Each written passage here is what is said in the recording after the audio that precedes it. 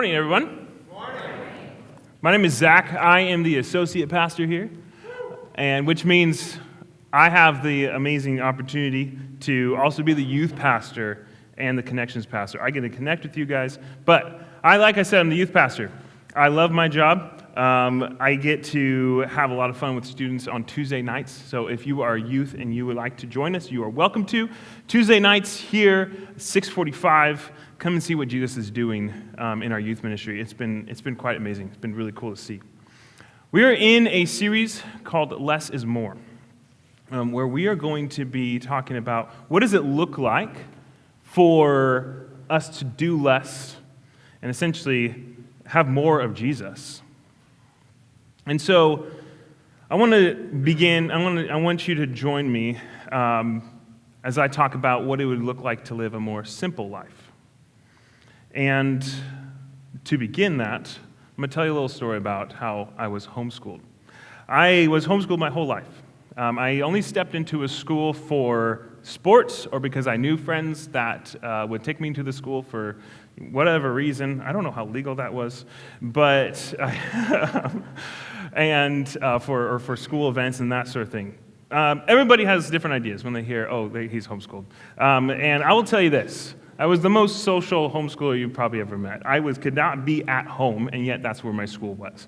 I was all over the place. I loved my life as a homeschooler. I mean, I don't know any different. That's what I was. But it was very fun. I did not play video games in my pajamas most of the time. But part of being homeschooled for me was also I still had the stress of making sure I was successful with my school. I still needed to make sure I was accomplishing my goals, and depending on your experience or what you know about homeschooling, every homeschooler is going to have a little bit different experience when it comes to how much they do on their own. For me, math I kind of was self-taught in a way. I had a curriculum that I would go through, I would work on it, and then I would check my work when I was done. I promise I didn't just peek all the time, okay? Okay. But I would check my work. But it was a lot of work for me. Math was actually something that was very stressful for me. It actually got to the point later on when I was in my junior year, I was so stressed. I would wake up in the morning already thinking about all the school I had to do that day and the math I had to do, and I would just have this anxiety pulsing through my body. And that's kind of how I'd go throughout my day, and it wouldn't really leave until I was finally done. And this was almost on a daily basis. I would get up, I would get up and I would work on school even into the evening sometimes, until it was dark outside. And so I was very happy when I didn't have to continue to do math in my senior year because I finished it all already, and it was much easier from that point. And I never wanted to go back to that. That didn't seem like a very enjoyable time in my life, having so much stress and anxiety almost on a daily basis. And yet I find myself now almost reliving that in a way. You see, I have, due to the culture I live in, that I think we all live in today, I have built myself a life that perpetuates anxiety and stress. Not necessarily because I am doing a lot of homework or have a lot of things to do, but it's often because of what my thoughts are being ran through, what I'm thinking about, or what I'm distracted by. See, a lot of my life today is distracted by my phone and the screens in front of me, and my to-do list, and work, and the next thing, and the next thing, and the next thing. I've gone back to this anxiety and this stress that I used to live in almost on a daily basis. And now it's just simply a part of my culture. See, we are in a busy culture. We prioritize busyness. We love busyness. You ask somebody, hey, how's life? What are you doing? What's going on? How are you? And that sort of thing. You say, just staying busy, right? We talk about that as if it's something we should value. And where are we getting with this? We may be able to go through our days being less idle, never staying still, never being bored, but what's the cost? Are we becoming more creative? Are we contemplating the big questions of life more often? Or are we just letting ChatGPT do that for us? You know, the existential questions of who is God and who am I? Why do I matter? We can make it through our day without being bored because of the screens we have in front of us or the things we have to do, working longer hours than we need to, and so on and so forth. But we're missing out on the goodness of life. See, even after I finished my math at the end of the day, I would still go to bed ready to be anxious the next day. Just because I was busy didn't mean the next day was going to be better. The problem is we are too busy and we are too distracted. We barely even have margin in our schedule for the things that bring us joy, let alone Jesus.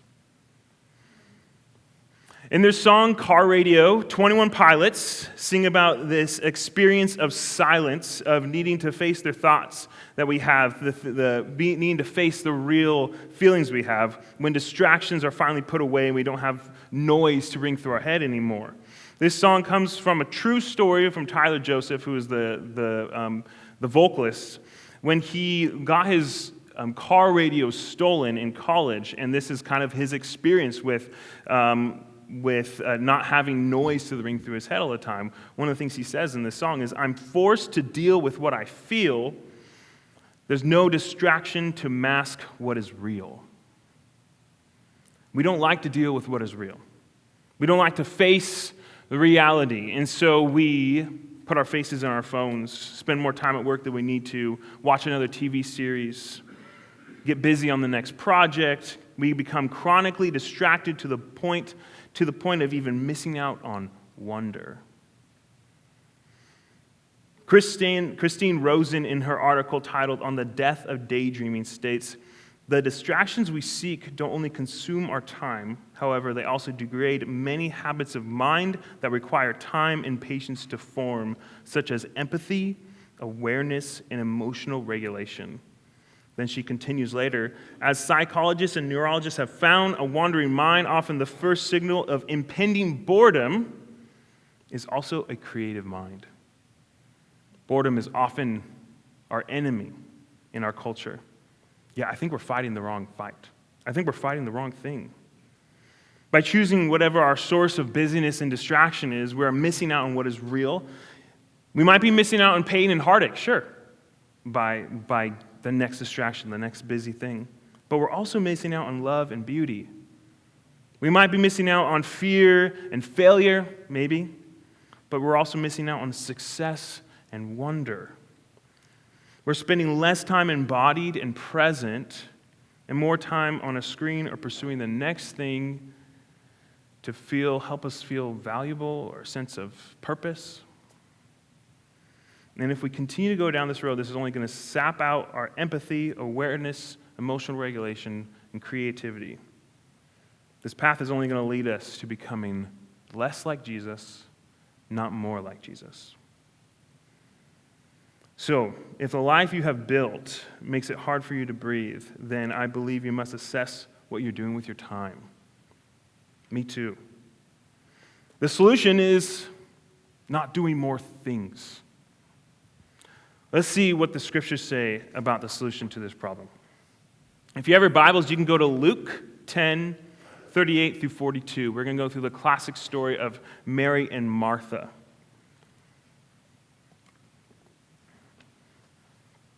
And it says, Jesus and his disciples were on their way. He came to a village where a woman named Martha opened her home to him. She had a sister called Mary who sat at the Lord's feet listening to what he said. But Martha was distracted by all the preparations that had to be made. She came to him and asked, "Lord, don't you care that my sister has left me to do the work by myself? Tell her to help me." "Martha, Martha," the Lord answered, "you are worried and upset about many things, but few things are needed, or indeed only one. Mary has chosen what is better, and it will not be taken away from her. So what is happening here? A little bit of cultural context for us is, first of all, women in this time were not taught to recite the Torah, nor were they trained as disciples. The Torah is the first 5 books of the Bible: Genesis, Exodus, Leviticus, Numbers, Deuteronomy. So it was very important for the education of that time to learn about the Torah. So males were all taught to learn how to recite Torah. The memory of that time, the memorization of that time was incredible. Like they knew, it was almost like they had all those 5 books of the Bible actually memorized. But women were kept out of this. They could maybe learn or listen in synagogues, which is like a church. They could maybe even sit in on lectures of rabbis, but they were not taught to be a disciple. They were not able to sit at the feet of, like we're seeing in this, a rabbi, which was a teacher. Boys were taught to recite Torah, girls were not. So boys were educated in this way, and they were discipled, girls were not. Due to this lack of education, women were also sometimes thought to be the target of false teaching, since they were thought to be more vulnerable in this time, which only perpetuated the issue that we're seeing here. Therefore, what we're seeing here is Martha is living within this expectation that the culture has on her. The expectation of the culture was that women were supposed to care for the house and not learn from a teacher. It was ingrained from the culture. Women do not learn from a teacher. They take care of the things of the house. And yet we see the posture of Mary here is very important. She is sitting at the feet of a teacher, Jesus, her rabbi, her teacher, taking up the posture of a disciple. To sit at the feet of a teacher is to be a disciple. This was not just to learn, but it was to be made to be a disciple. She wasn't just there to get some information. She was there to actually do likewise. She was pushing against the expectations of the culture. So there's a significant contrast going on here between Mary and Martha. Mary, which remember, Mary is also Martha's sister, so she was living there with her. Mary is present with Jesus, pushing against the culture. Martha, she's the one who opened up her home to them, so she obviously is like, hey, I want to make sure things are taken care of. She's not doing anything bad. She wants to make sure things are taken care of for Jesus and his disciples, and yet she was distracted, living within the grain of the culture. Another contrast I think is important for us to realize in this. Both parties are also saying no to something to say yes to something else. Mary is saying no to being distracted by the preparations. And she's saying yes to take this moment to be with Jesus instead. Martha is saying no to being with Jesus and rather saying yes to making sure things are prepared. They both have a moment here and a decision to make, what they're going to say no and yes to. There's always a cost to the choices we make, for better or for worse. The cost Mary is willing to make is to be okay with maybe the place not being fully prepared for the disciples and for Jesus. Her cost was also living within opposition to the culture. Maybe someone would see her as not living the way that she is expected to live. The cost Martha is willing to make is missing out on this moment with Jesus. See, Jesus often subverted culture. You go through all the Gospels, and you're going to see him flipping culture on its head, flipping it around and saying, no, this is not the way we live differently. Jesus was aware. He was aware. This the common expectations of the culture was for a woman to be taking care of the house and not sitting on his feet. He was totally aware of this, and yet he welcomed Mary. He said, and he even told Martha, hey, there's many things you could be doing, but is this really the most important thing? He's saying, I'm aware of what the culture says. I'm aware of what the expectations that you have on yourself and the culture has on you, but is this really the most important thing right now? What does the culture expect of us right now in this age, of our distractions? Our culture expects us to be chronically distracted for the most part. Our phones, for example, are literally designed to perpetuate that issue. What is often the thing, what is the thing that we do when we're bored or something like that? We take out our phone. Because it stops this feeling of impending boredom, like we can't do anything. Our culture expects us to be busy, to hit every notification, to never silence your phone, to always be doing something, to make sure that we're always part of the cool stuff, to make sure our kids are doing all the cool activities and sports, making sure you're staying up to date on the news and what's going on with my friends on social media and this and that, and it can go on to more exhausting things. Our devices and the function of society revolves around you being busy and worrying that you will never have enough. Enough money, enough safety, enough freedom, and the list can go on. And it won't stop. But God is calling us to choose what is better. God is calling us to choose what is better rather than what the culture expects of us.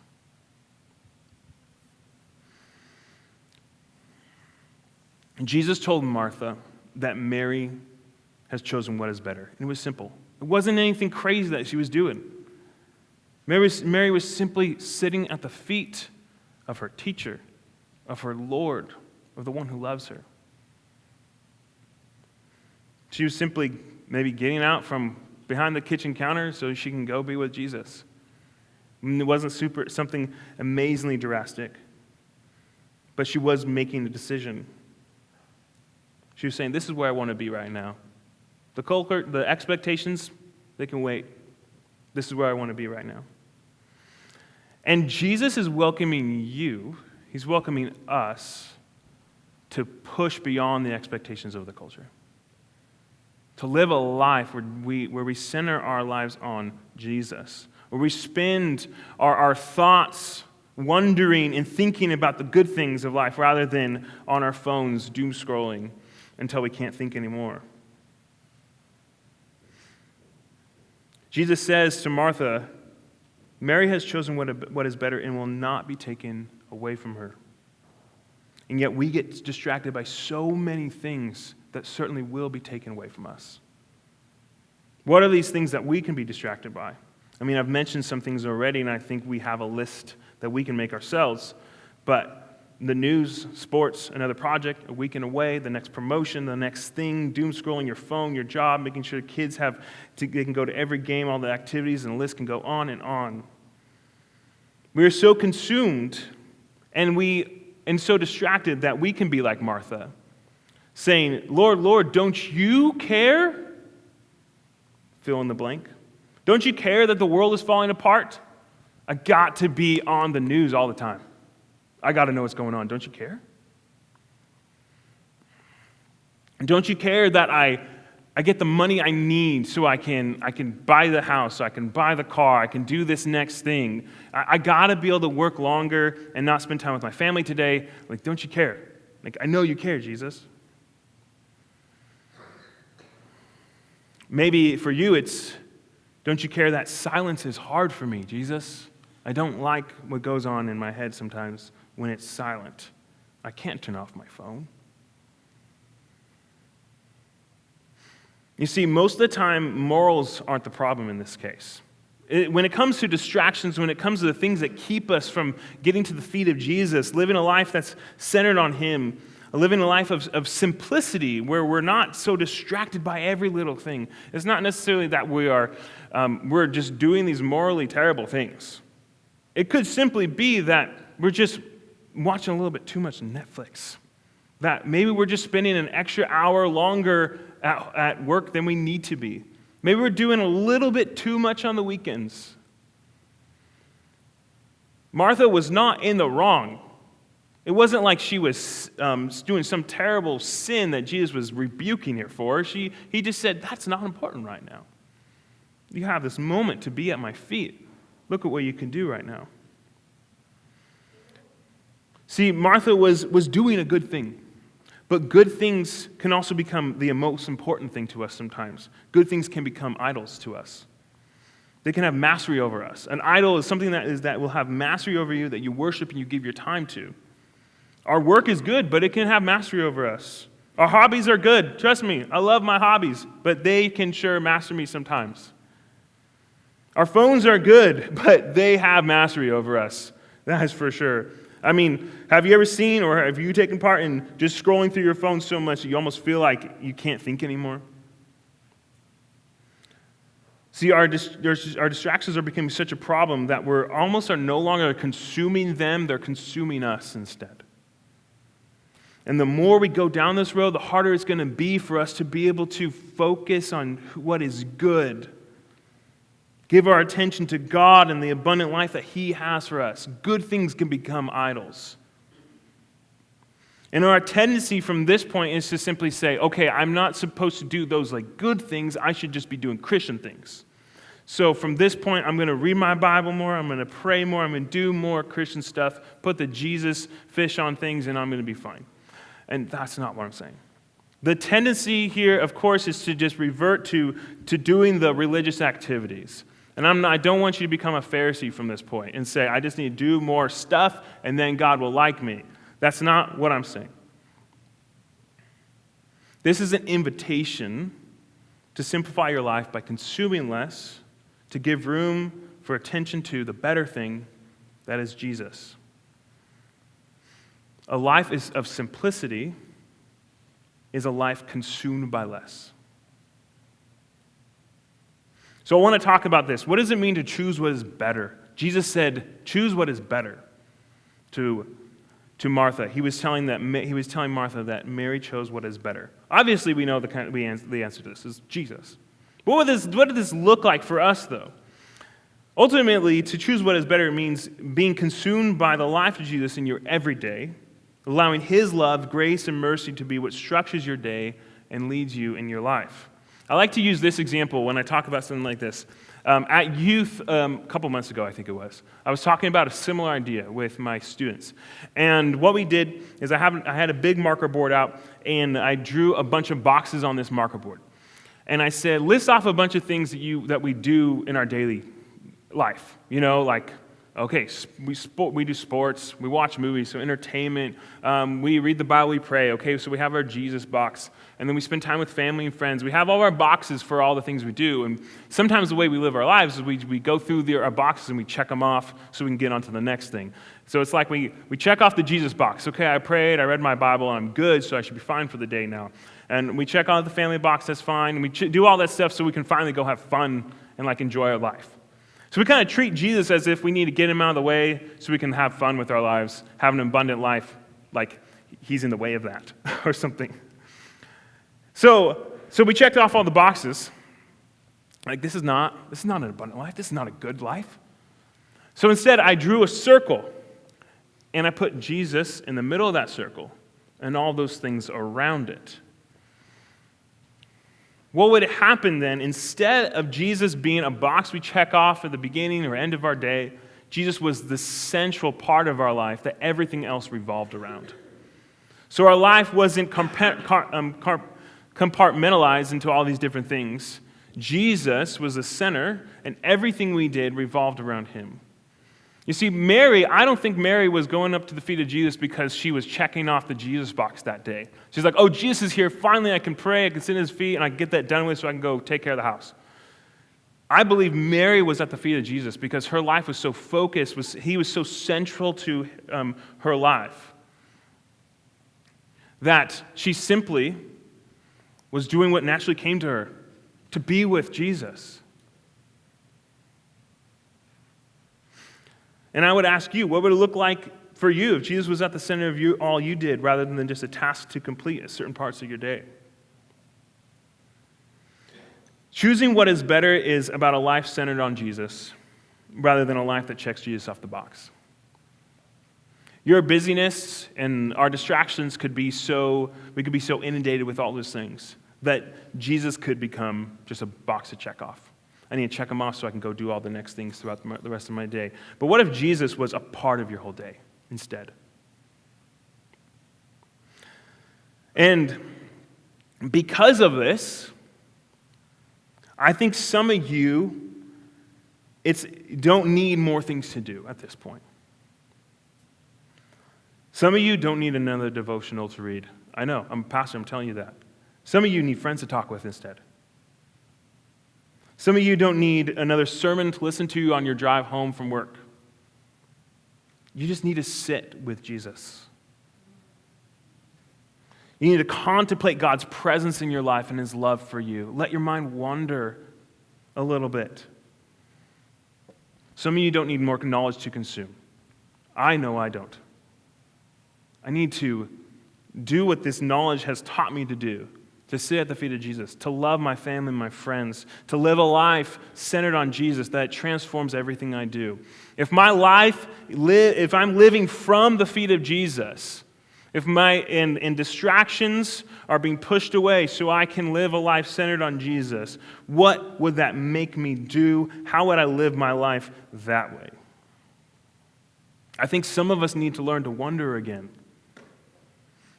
Some of us might need to learn what it means to be creative again. We've been stuck on our phones maybe a little bit too long, and we've forgotten what it means to do something with our hands, to allow our mind to be free, learn what it means to love again. Do something with those you love, to take walks without listening to anything, work out in the morning without listening to anything. Think about Jesus. Think about what he's doing in your life. Be in prayer or in silence. When was the last time you enjoyed the laugh of your spouse or your children, your family, your friends, to sit outside without the need to check the time or your phone, to sit in the love of God at the feet of Jesus without distractions? You do not need to do more. It's okay. Mary was not doing any more. She was actually doing less. She was putting away her distractions so she could do the better thing and be with Jesus.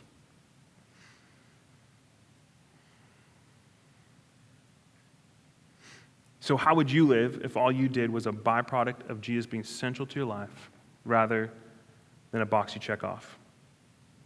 For me, it means slowing down. I consume a lot less. I'm much more thoughtful in the way I spend my time. Because I'm not just taking care of Jesus at the beginning of the day, but now he is part of my whole day.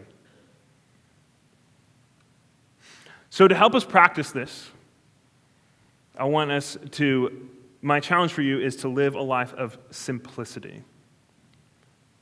So how do we live a life of simplicity? How do we make space to see Jesus more often?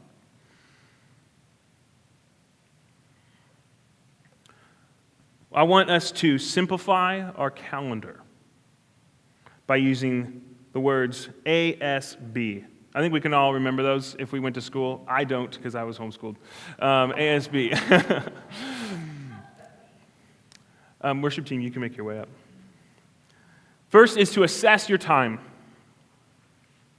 What do you prioritize? What do you spend your time on? You might not prioritize busyness. You might not prioritize necessarily the things you consume.